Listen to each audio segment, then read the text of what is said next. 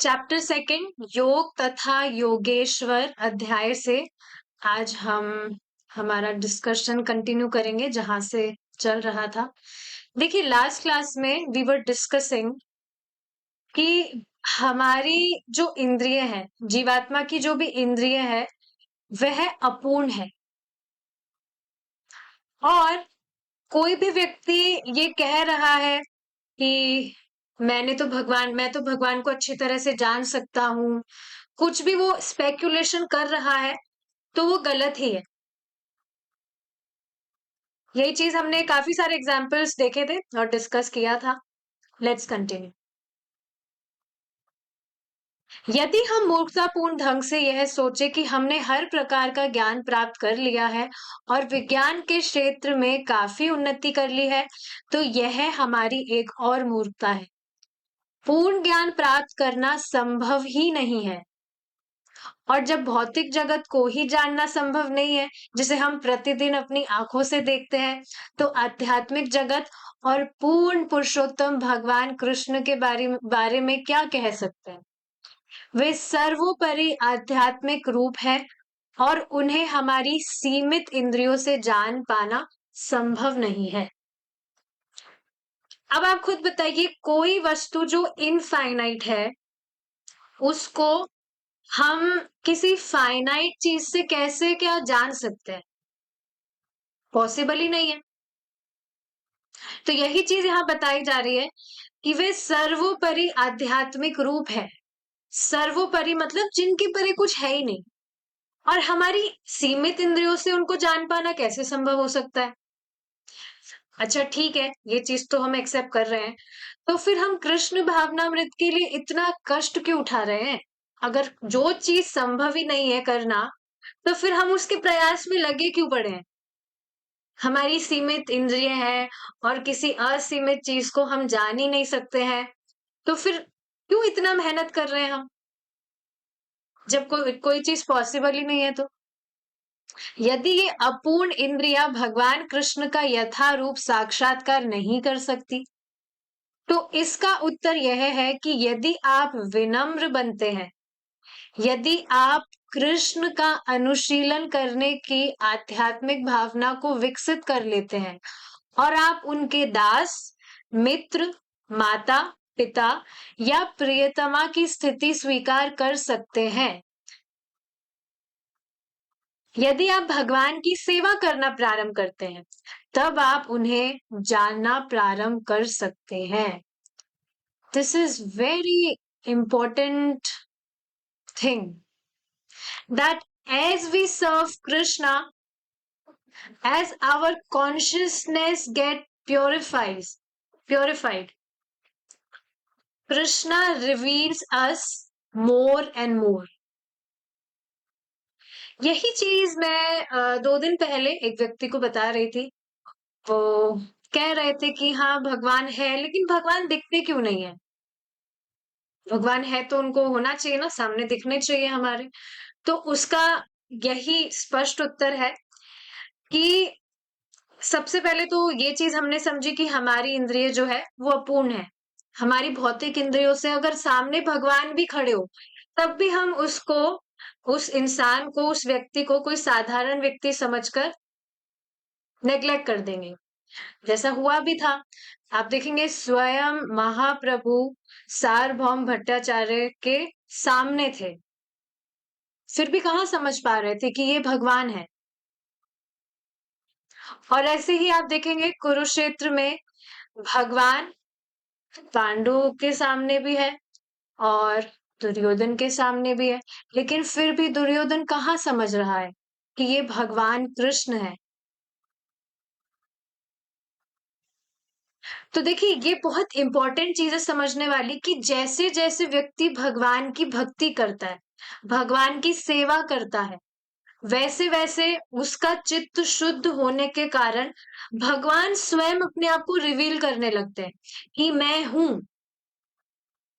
तभी आप देखेंगे शुरू में हमारी जो श्रद्धा थी, स्टार्टिंग में व्हेन वी स्टार्टेड, सबको चैंटिंग वगैरह सब कुछ वही हम कर रहे थे, लेकिन पहले की श्रद्धा में और अब की श्रद्धा में कितना फर्क है?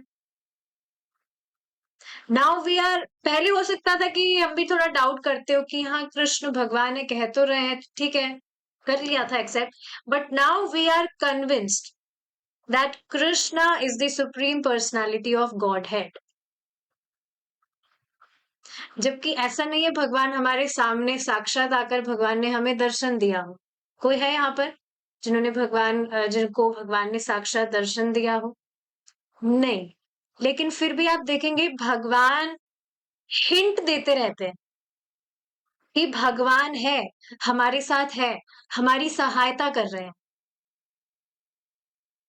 काफी बार भक्त अपने जो भी भक्त हैं वो अपने रियलाइजेशंस शेयर करते हैं कि हम ऐसे ऐसे प्रॉब्लम में थे, we just prayed to Krishna कि कृष्णा आप ही कुछ बताइए इसका समाधान, और तुरंत सोल्यूशन उनको मिल जाता। तो ये कितनी अमेजिंग चीज है। और ऐसा जैसे जैसे व्यक्ति, जैसे जैसे भक्त भगवान की भक्ति करके अपने आध्यात्मिक जीवन में प्रगति करता है, उतना उतना भगवान और उसे रिवील करते जाते हैं।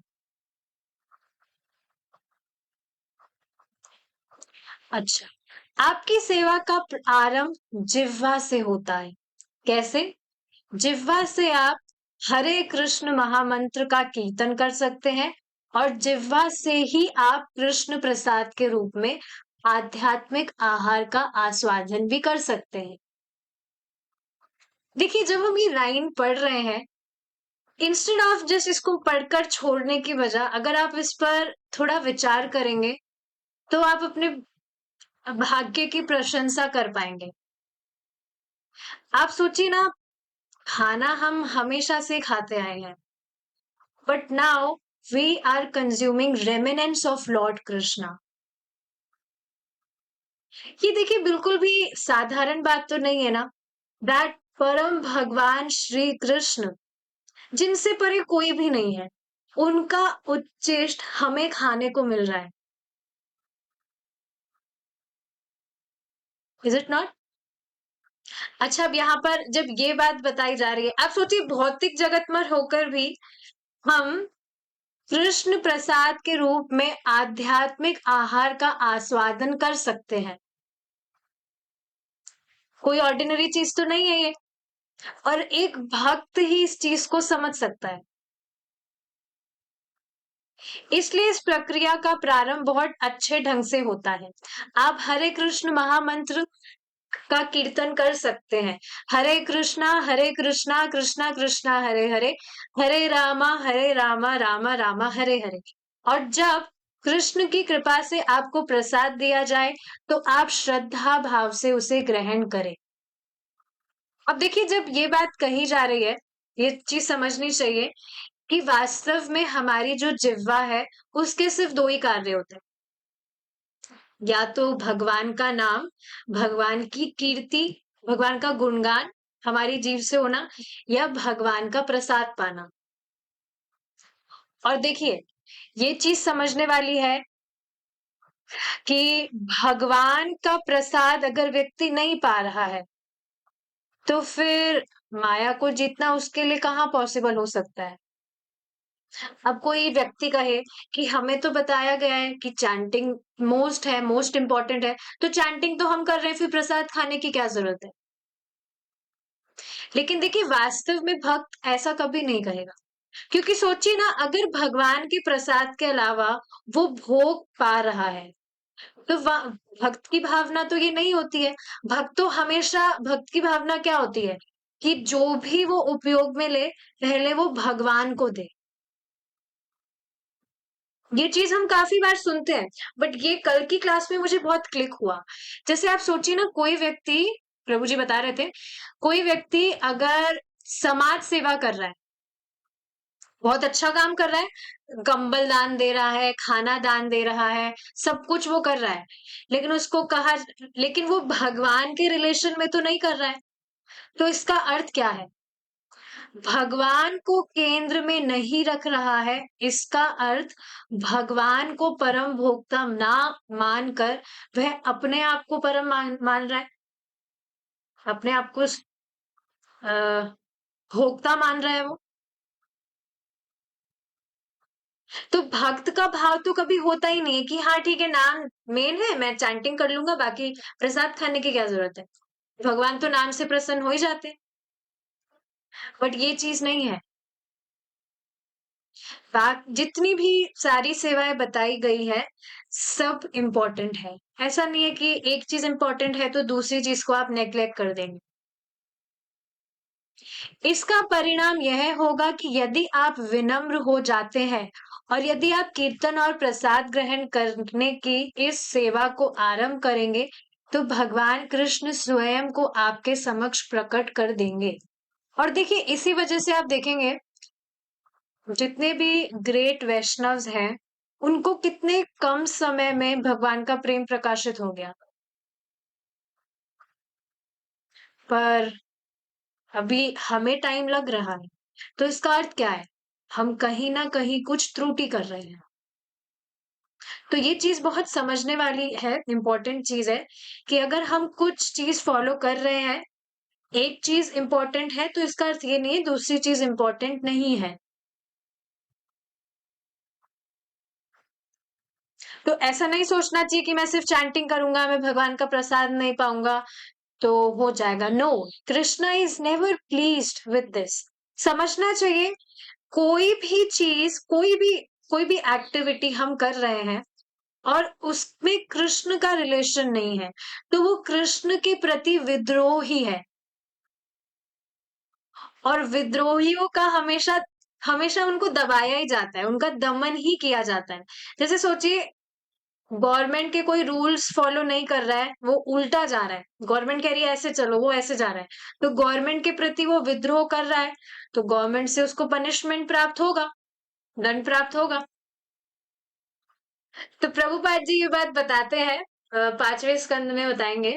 प्रभु जी बता रहे थे कि कोई भी एक्टिविटी, कुछ भी कार्य हम कर रहे हैं, चाहे से वो नाखून चबाना ही क्यों ना हो, लेकिन अगर वो कृष्ण के संबंध में नहीं है, तो वह भगवान के प्रति विद्रोह ही है, और इसी से व्यक्ति को दुख प्राप्त होता है। आप कृष्ण को तर्क वितर्क द्वारा नहीं जान सकते। तो हाँ, इस पर देखिए एक और चीज क्या है, इस वजह से श्रवण करना बहुत इंपॉर्टेंट है। क्योंकि जैसे व्यक्ति श्रवण करता है, जो भी विद्रोह करने वाली चीजें हैं, उससे वह बच पाता है। और इसके अलावा जो भगवान को प्रसन्न करने वाले जो भी कार्य है, वह करने लगेगा श्रवण करने से, क्योंकि उसको मालूम चलेगा कि नहीं, दिस इज नॉट गुड, ये हमें नहीं करना चाहिए, वी शुड अवॉइड दिस।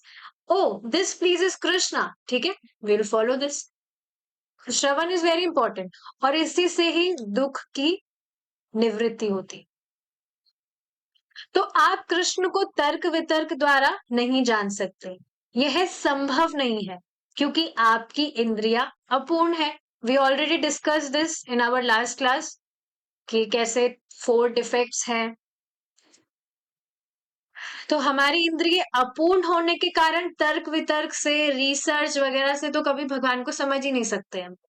किंतु यदि आप सेवा का यह क्रम प्रारंभ करेंगे, तो यह संभव हो जाएगा। एक दिन भगवान कृष्ण स्वयं को आपके समक्ष प्रकट कर देंगे, मैं ऐसा हूं। आप खुद देखिए, प्रैक्टिकल चीज है। Earlier we was not that much conscious, but जैसे जैसे हमारी कॉन्शियसनेस शुद्ध होती जाती है, प्योरिफाइड होती जाती है, आप खुद देखेंगे जैसे कुछ गलत कार्य भी होता है, तो एक अंदर से आवाज आने लगती है। हमें मतलब आप खुद देखेंगे, ऐसा नहीं लगता आपको कोई व्यक्ति प्रेरित कर रहा है कि नहीं तुम्हें ये नहीं करना चाहिए, ये ठीक चीज नहीं है। होता है ऐसा? सो आप देखेंगे इस तरह से कृष्णा रेसिप्रोकेट करने लगते हैं, कृष्णा रिवील करने लगते हैं, और भक्त बहुत सचेत होने लगता है कि वो ऐसा कुछ भी कार्य उससे ना हो जाए जो कृष्ण को अप्रसन्न करे। पहले ऐसा नहीं था, पर जैसे जैसे आप भक्ति करते हैं, आप खुद देखेंगे, you just see how you, Prabhupada ji खुद कहते हैं, you just see how you are thinking, बिल्कुल सोचने का नजरिया ही चेंज होने लगता है। और वहां पर तो बिल्कुल मति जाने ही नहीं देना चाहते हम, जहां पर कृष्ण का कुछ संबंध ना हो। कितनी अमेजिंग चीज है ये। मैं तो बार-बार मैं यही चीज़ सोचती हूँ कि आप सोचिए, जब इतने से टाइम में, कितना ही टाइम हुआ है अभी हमें भक्ति करते हुए। इतने से टाइम में इतना जंप है कॉन्शसनेस में, तो अगर इसी तरह से हम काफ़ी सालों तक भक्ति करते रहेंगे, तो उसका कहना ही क्या? कितना परिवर्तन आ जाएगा चेतना में। This is really amazing. तो हाँ, कृष्णा अपने आप को, स्वयं को आपके समक्ष प्रकट कर देंगे, मैं ऐसा हूँ। ठीक उसी तरह जैसे कृष्ण अर्जुन के सामने प्रकट हुए थे। अर्जुन एक भक्त है और वह विनम्र है, और उसका कृष्ण के साथ मित्र का संबंध है। इसलिए कृष्ण उसके सामने प्रकट हो जाते हैं। प्रकट का अर्थ क्या है? कि भगवान अपने आप को दिखाते हैं, that I am supreme personality. नहीं तो वहां कुरुक्षेत्र में और भी लोग थे, वो तो नहीं जान पा रहे थे कि भगवान कृष्ण भगवान है। उन्होंने भगवत गीता का प्रवचन अर्जुन को सुनाया, ना कि किसी वेदांती दार्शनिक तर्कवादी को। आप पाएंगे कि चौथे अध्याय के प्रारंभ में कृष्ण कहते हैं, वही प्राचीन योग पद्धति मैंने आज तुमसे कही है। इसमें कहा गया है तुमसे। अर्जुन एक क्षत्रिय योद्धा थे, वे ग्रस्त थे, सन्यासी भी नहीं थे, परंतु ये सब भगवान कृष्ण को जानने की योग्यता नहीं है। कौन सी योग्यता? अब आप समझ रहे? पर्टिकुलर जो भी उपाधियां है, डेजिग्नेशंस है, वो योग्यता नहीं है भगवान कृष्ण को जानने की। तो ऐसा कभी नहीं सोचना चाहिए कि हम तो गृहस्थ हैं, तो हम क्या, हमें भी भगवान का प्रेम प्राप्त हो सकता है? क्या सिर्फ ब्रह्मचारी इसके लिए ही है कृष्ण? ऐसा नहीं है।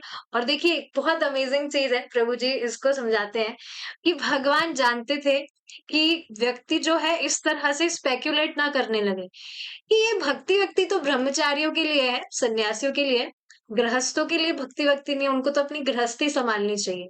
बट देखिए, भगवान ने, कृष्णा इज वेरी क्लेवर। आपको देखिए, भगवान ने एक गृहस्थ को ही गीता का ज्ञान दे रहे हैं। तो अर्जुन एक क्षत्रिय योद्धा थे और सन्यासी भी नहीं थे, वे तो गृहस्थ थे। मान लीजिए मैं कहूं कि मैं सन्यासी हो गया हूं, परंतु यह योग्यता नहीं है कि जिससे मैं कृष्ण को जान सकूं। तो आप समझ रहे हैं, ना हमें सन्यासी होना है, ना गृहस्थी होना है, ना ब्रह्मचारी होना है, हमें कृष्ण का भक्त होना है, एज सिंपल एज दैट। और इसी वजह से जब भी हम भगवान कृष्ण की सेवा करते हैं, the holy names that we are chanting, तो उस टाइम पर जो भी डेजिग्नेशंस है, उनको उतार कर साइड में रख देना चाहिए, और बस यही याद रखना चाहिए that I am a devotee of Krishna, और मैं जो भी भगवान की सेवा कर रहा हूँ, उसका एकमात्र उद्देश्य है भगवान को संतुष्ट करना। आप खुद इस चीज को देखिए, ट्राई करिएगा। डेजिग्नेशंस को, जब भी आप भगवान की सेवा करें, जो भी सेवा आप करते हैं थ्रू आउट द डे, इस डेजिग्नेशन को उतार के रख दीजिए, और उस टाइम पे बस ये एक बात याद रखिए कि ना मैं कोई सन्यासी हूँ, ना ब्रह्मचारी हूँ, ना गृहस्थी हूँ, ना मैं किसी की बीवी हूँ, ना मैं किसी का पति हूँ, कुछ नहीं। इस टाइम पर मैं कृष्ण का भक्त हूँ। वैसे तो कृष्ण के भक्त निरंतर ही है हम, लेकिन उस टाइम पर ये चीज आप खासकर ध्यान रखें,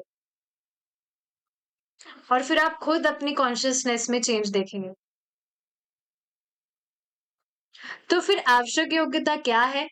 वह यह है, जिसने स्वयं में प्रेम और भक्ति से सेवा करने की भावना को विकसित किया है, केवल वही मुझे जान सकता है। So love and devotion is main ingredient in service of Lord.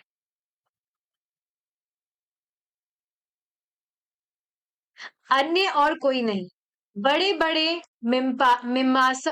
मीमांसक मतलब जो भी धार्मिक है, धार्मिक लोग, और विद्वान भी नहीं, परंतु एक बालक कृष्ण को समझ सकता है यदि उसमें कृष्ण के प्रति पूरी श्रद्धा है। इस पर भी देखिए, एक बात आपको मैं बताऊंगी। एक बार क्या हुआ था, श्रीला प्रभुपाद जी के पास में कोई इम्पर्सनलिस्ट आए थे। सो दे वर सेइंग, मतलब वही डिस्कशन करने आए थे, कुछ तर्क वितर्क करने आए थे। तो प्रभुपाद जी ने पूछा उनसे, हु इज गॉड? तो वो व्यक्ति कहते हैं, दो तीन व्यक्ति थे, कि हम ये नहीं जानते कि भगवान कौन है, पर हम ये जानते हैं कि भगवान की विशेषताएं क्या है, इस चीज से हम परिचित हैं। तो वहां पर एक बच्ची थी, सरस्वती नाम था उस बच्ची का। तो उस बच्ची को प्रभुपाद जी बुलाते हैं। प्रभुपाद जी उस बच्ची से पूछते हैं कि बताओ भगवान कौन है, हु इज गॉड? तो बच्ची कहती है, Krishna is the supreme personality of God है। तो आप देखेंगे, एक छोटा सा जो बच्चा है, अगर उसे भी उसके भी हृदय में अगर भक्ति है, तो उसके लिए भी कृष्ण को जानना सुलभ है। लेकिन ये जो भी विद्वान लोग, इम्पर्सनलिस्ट वगैरह, या जो भी अपने आप को मानते हैं, वो इस तरह से घूम रहे हैं, पर उनके हृदय में कुछ भक्ति भाव ही नहीं है। काफी आप देखेंगे सन्यासी वगैरह खूब होते हैं, पर कृष्ण की भक्ति से उनका कुछ रिलेशन ही नहीं है। तो फिर भगवान को कैसे जान पाएंगे वो? तो एक बालक कृष्ण को समझ सकता है यदि उसमें कृष्ण के प्रति पूरी श्रद्धा है। इसलिए श्रद्धा और भक्ति व्यक्ति को वे योग्यताएं प्रदान करती है। ये बहुत इंपॉर्टेंट चीज है समझने वाली। केवल ऐसी श्रद्धा और सेवा से आप यह जान पाएंगे।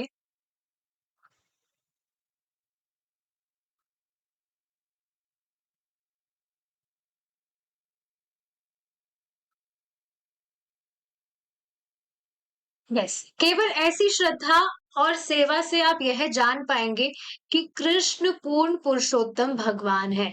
तो देखिए, कुछ भी हार्ड चीज फॉलो करने की जरूरत ही नहीं है। कितना इजी सा प्रोसेस है, और उसी से व्यक्ति में सारी योग्यता आ जाती है कि वह भगवान को जान सके। इसलिए कृष्ण भावनामृत का प्रचार करते हुए हम आपका और अपना समय बर्बाद नहीं कर रहे हैं, क्योंकि हमें पूर्ण विश्वास है कि कृष्ण पूर्ण पुरुषोत्तम भगवान है। अब देखिए, जैसे शुरू में आपको ये बात बताई गई, तो आप खुद ये चीज नहीं बता सकते कि आपको इस पर सहज विश्वास कैसे हो गया।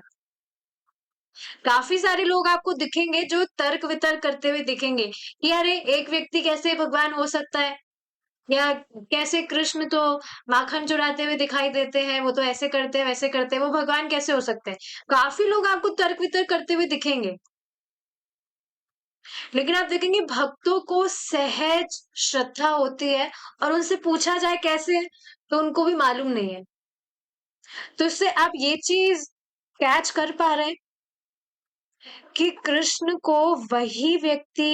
कृष्ण की आराधना वही व्यक्ति कर पाता है जिसको कृष्ण अलाउ करते हैं। So it's not us who chose to serve Krishna, is Krishna who chose us to serve him. समझ पा रहे हैं? ऐसा नहीं है हमने भगवान की भक्ति एक्सेप्ट करके भगवान को हम सेवा करना हमने प्रारंभ किया। भगवान ने स्वयं ने हमें चुना है कि हम उनकी सेवा कर पाए। देखिए, इस चीज पर आप डेली मेडिटेट करेंगे ना, तभी आप अपने फॉर्च्यून को अप्रिशिएट कर पाएंगे।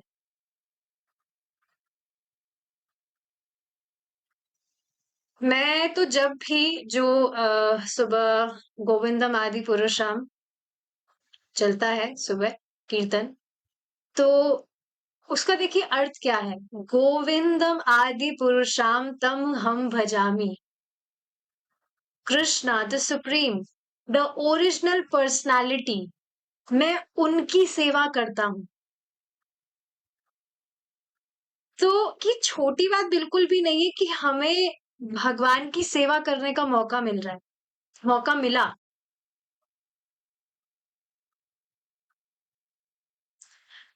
और देखिए, उस टाइम पर कुछ हफ्ते ही हो गए उस बात को तो, कोई निरंकार माता जी आई थी हमारे घर पर। So she was just shouting like this कि हम उस निराकार राम की सेवा करते हैं, ये वो। तो उस टाइम पर मैं डीटी वर्शिप ही कर रही थी। So when I was just singing this song Govindam Adi Purusham and I was offering lamp to Krishna. तो एक अलग ही फीलिंग मुझे उस टाइम पर हो रहा था। आई वाज रियली, देखिए कई बार होता है जब हम कुछ कीर्तन सुनते हैं या कुछ भी हम प्रेयर्स वगैरह सुनते हैं तो बस सुनकर उसे ऐसे वो निकल जाता है। और कई बार ऐसा होता है कि आप सच में उन उन पर मेडिटेट कर पाते हैं, तो वो फीलिंग कितना अमेजिंग होता है। गोविंदम आदि पुरुषाम तम हम भजामी, Krishna the original personality, supreme personality of godhead, I worship him. भक्तों का एकदम जो सीना है वो एकदम चौड़ा होना चाहिए, कितना प्राउड फील करना चाहिए कि हम ऐसे भगवान की सेवा करने का हमें मौका मिल रहा है। सिद्धांतिक या व्यवहारिक रूप में आपको यह स्वीकार करना चाहिए कि कृष्ण परम पुरुष है। सैद्धांतिक रूप से समझने के लिए धर्म ग्रंथ है, वैदिक साहित्य से अथवा प्राचीन और अर्वाचीन काल, मतलब एंशियंट एंड मॉडर्न टाइम्स के महान भक्तों से आप यह जान सकेंगे। वर्तमान काल के लिए चैतन्य महाप्रभु है, चैतन्य महाप्रभु ही महान प्रमाण है, जो स्वयं भगवान कृष्ण है, उनसे महान अन्य कोई नहीं है। वे कृष्ण के लिए पागल से हो गए थे और उनके बाद उनके 6 शिष्य। देखिए जब ये लाइन कही जा रही है तो आप खुद बताइए, क्या आपने कभी ऐसे किसी व्यक्ति को देखा है जो इस तरह से किसी देवी देवता के लिए पागल हुआ हो?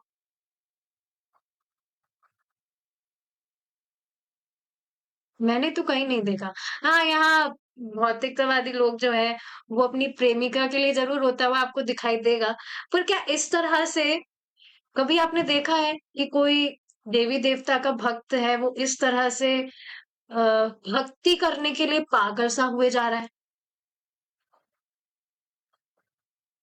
जैसे इस टाइम पर अगर आपको माला करने को ना मिले, काफी सारे भक्त हैं जिनके घर वाले भक्त अभक्त होते हैं, तो वो बताते हैं कि इस तरह से कभी मम्मी पीछे पड़ रही है, कभी पापा पीछे पड़ रहे हैं, कभी उनका मोबाइल छुपा दे रहे हैं, कभी गीता छुपा दे रहे हैं, इस तरह से परेशान करते हैं।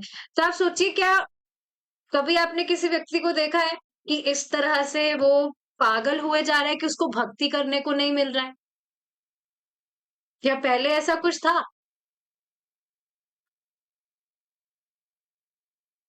विचार करना चाहिए इन सब चीजों पर।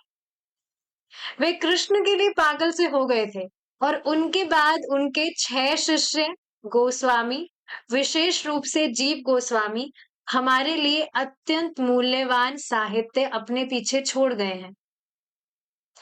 अब देखिए कोई सामान्य व्यक्ति होगा तो वो ये कह सकता है कि अरे ये तो भावुकता में इस तरह से कर रहे हैं, पर भावुकता में भी व्यक्ति कितने दिन करेगा?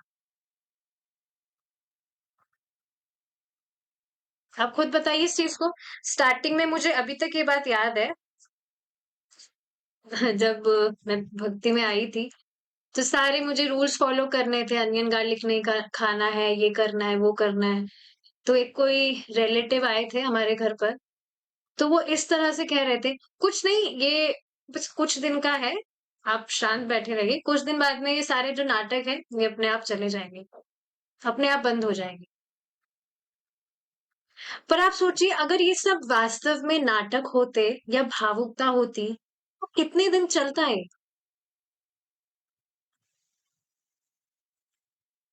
पर भक्त के हृदय में वाकई भगवान के प्रति प्रेम बढ़ता जाता है, अफेक्शन बढ़ता जाता है और इसकी कोई सीमा नहीं है। कितनी अमेजिंग चीज़ है ये। तो ये कोई भावुकता मात्र नहीं है।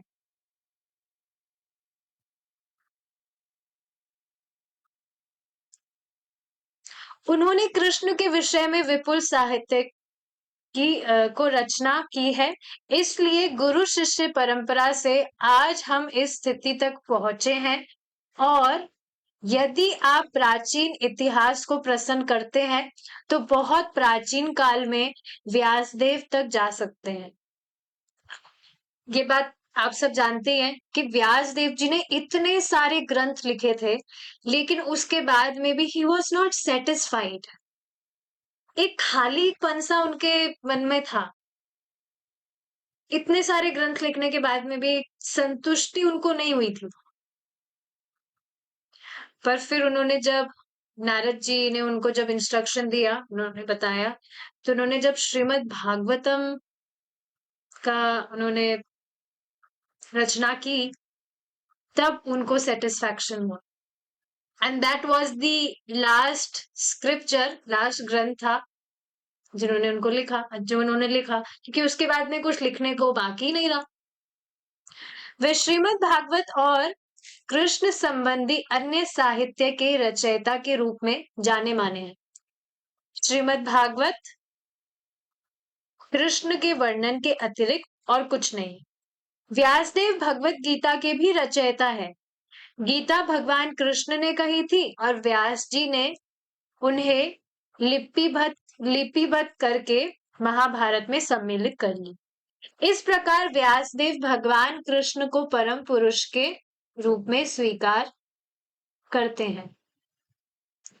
श्रीमद् भागवत में उन्होंने कृष्ण के अनेक अवतारों का वर्णन किया है। उनके अनुसार कृष्ण के 25 अवतार थे और निष्कर्ष के रूप में वे कहते हैं कि जो भिन्न भिन्न अवतार उसमें वर्णित किए गए हैं वे सब भगवान के अंश रूप है। तो हमने ये ऑलरेडी वो जो चार्ट था उसमें डिस्कस किया था, उसमें आप देखेंगे तो बहुत डिटेल में सब कुछ है। इसमें जो भी हमने देखा था ना कि कैसे भगवान अपने आप को विस्तार करते हैं अलग अलग रूपों में, तो वो चीज है। किंतु कृष्ण स्वयं पूर्ण पुरुषोत्तम भगवान है, वे अंश नहीं है, किंतु 100% भगवान है। So, स्वयं भगवान Krishna is the supreme personality of God है और भगवान कृष्ण अपने आप को विस्तारित करते हैं। तो इस प्रकार यहाँ प्रामाणिक अधिकारी का प्रमाण है और व्यवहारिक रूप में यदि हम शास्त्रों को मानते हैं तो हम यह भी जान सकते हैं कि कृष्ण से अधिक शक्तिमानी और कौन हो सकता है। कौन हो सकता है कृष्ण से अधिक शक्तिमानी? कृष्ण से अधिक सुंदर कौन हो सकता है? कोई नहीं हो सकता, क्योंकि स्वयं भगवान कृष्ण ही सर्व आकर्षक है और सारे जितने भी ऐश्वर्य है भगवान कृष्ण में। कृष्ण से अधिक यशस्वी और कौन हो सकता है? इस पर देखिए बहुत ही अमेजिंग लाइन कल प्रभु जी ने बताई थी, बात बताई थी कि आप देखेंगे इस जगत में कोई भी जो व्यक्ति है वो किस चीज के प्रति आकर्षित होता है। या तो कोई व्यक्ति बहुत सुंदर हो, या कोई व्यक्ति बहुत ज्ञानवान हो, या कोई व्यक्ति बहुत धनवान हो। होता है ऐसा ही। ये ऐश्वर्य जिस व्यक्ति के पास में मिलते हैं व्यक्ति उसके पास ही तो, उसके पीछे ही तो भागता है, उससे ही तो उसको अट्रैक्शन होता है। लेकिन वास्तव में ये गुण है किसके? भगवान कृष्ण के। श्रील प्रभुपाद जी बताते हैं कि ये जो भी भगवान के गुण है यह भौतिक जगत में छन छन के बस उसका थोड़ा थोड़ा अंश देखने को मिलता है लोगों को, और उसके प्रति भी आप देखेंगे ये अंश मात्र सिर्फ मतलब एक बिंदु के समान। भगवान कृष्ण सभी गुणों के सागर है और बिंदु के पीछे ये जो मतलब बिंदु समान जो है, जो ये जितने भी गुण है ऐश्वर्य है, उसके पीछे व्यक्ति इतना पागल हुए जा रहा है। किसी भी व्यक्ति की अगर वाइफ बहुत सुंदर होगी, तो बस वो उसके पीछे ही पागल रहेगा। तो ये तो सिर्फ बिंदु समान है यहाँ पर, तो सिर्फ ये छन-छन के बस भगवान का जो दिव्य तेज है, उसका सिर्फ अंश मात्र है यहाँ पर तो। तो भगवान से देखा जाए तो सब भगवान की तरफ ही आकर्षित है, लेकिन इनडायरेक्टली, क्योंकि है सभी वास्तव में भगवान के ही गुण। कृष्ण आज से 5000 वर्ष पूर्व अवतरित हुए थे, परंतु श्रीमद् भगवत गीता के रूप में उनके ज्ञान की उपासना आज भी होती है। आप सोचिए ना, ये बिल्कुल भी ऑर्डिनरी चीज तो नहीं है कि भगवत गीता का मतलब इतना पुराना, भगवान ने इतना पहले ज्ञान दिया था अर्जुन को, और वो अभी तक एज इट इज हम पढ़ पा रहे हैं। बिल्कुल भी कोई आसान चीज नहीं है कि इस तरह से जो ज्ञान है वो बिना खंडित हुए एज इट इज अभी तक हमारे पास आ रहा है। सब भगवान की व्यवस्था है, और भगवान स्वयं गीता में बताते हैं कि ये राज विद्या है। हर कोई तो गीता पढ़ता हुआ नहीं नजर आएगा आपको। So only the chosen one have that great fortune to read Bhagavad Gita, Srimad Bhagavatam. केवल हिंदू या भारतीय इसकी उपासना नहीं करते। हाँ, ऐसा भी नहीं है कि ये एक स्पेसिफिक एरिया या स्पेसिफिक कैटेगरी ऑफ पीपल तक सीमित है। सारे विश्व में इसका अध्ययन किया जाता है। आपके देश में भिन्न-भिन्न व्यक्तियों द्वारा लिखे गए भगवत गीता के लगभग 50 संस्करण मिलते हैं। इसी प्रकार इंग्लैंड, जर्मनी, फ्रांस और दूसरे सभी देशों में आपको गीता के सैकड़ों संस्करण मिल जाएंगे। अतः कृष्ण से अधिक प्रसिद्ध और कौन हो सकता है? बहुत अमेजिंग लाइन है ये। आप देखेंगे बाकी जो देश है, वहां पर आपको शायद ही किसी देवी देवता का मंदिर मिलेगा। देखा है आपने? शायद ही मिलेगा। लेकिन आप सोचिए, चाइना और पाकिस्तान जैसे देशों में भगवान कृष्ण का मंदिर है। ये चीज मैं एक व्यक्ति को बता रही थी, माता जी थी एक, तो कह रही थी हाँ ये बात तो है, कृष्ण के भक्त तो आपको सब जगह मिलेंगे। सोची, कृष्ण से अधिक प्रसिद्ध और कौन हो सकता है? और देखिए ये भी एक भगवान का गुण है। कोई भी जो व्यक्ति है, वो किसी जो व्यक्ति फेमस है उसकी तो चाकरी करना चाहता है, ताकि उसको भी थोड़ा बेनिफिट प्राप्त हो।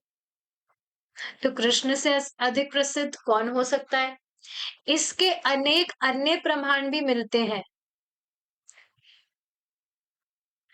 यदि आप शास्त्रों को मानते हैं, तो कृष्ण ने 16,108 पत्नियों से विवाह किया था, और प्रत्येक पत्नी को रहने के लिए एक एक महल दिया था। अब बताइए कितना बड़ा मैनेजमेंट है ये।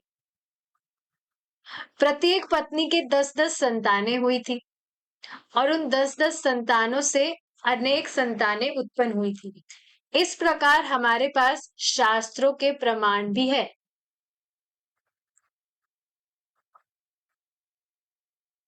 ठीक है, अब हमारा आगे का जो डिस्कशन है, we will continue in our next class. We will stop here now. Srila Prabhupada की जय। निताई गौर प्रेमानंदे। हरि बोल।